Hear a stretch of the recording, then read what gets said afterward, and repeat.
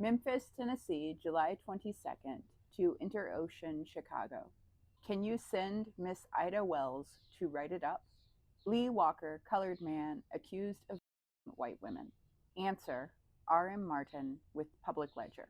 That's the telegram that to me encapsulates what Ida B. Wells was doing in the 1890s, because she was the person who was actively documenting all of the lynchings that were happening across America. Ida B. Wells was born enslaved in Mississippi during the Civil War.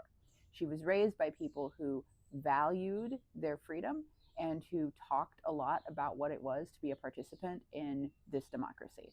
And she ended up losing her job as a school teacher in Memphis because she kept writing about what was happening in the culture at the moment. She was the co owner of a black newspaper, but it was not until 1892 that things got really complicated in her immediate life.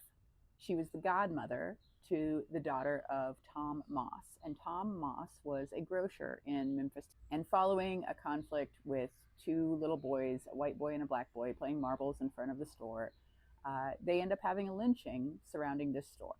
And he, Tom Moss, and two other men are lynched. And Ida B. Wells starts talking about it. She starts documenting this thing that's happening. She starts talking about the patterns surrounding lynchings, and she won't stop.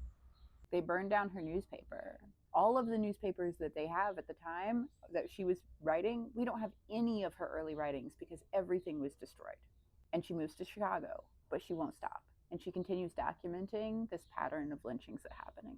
She's documenting real time the switch in pattern between it being about when black people are killed, it is because they were part of revolt in the Civil War, to a period of time where the reason is surrounding voting rights and voting legislation, to now it's all about this narrative that black men are white women. And she's right in the thick of it. And she's one of the people who is keeping these records, right? She publishes the list of all of the lynchings that happened in 1893.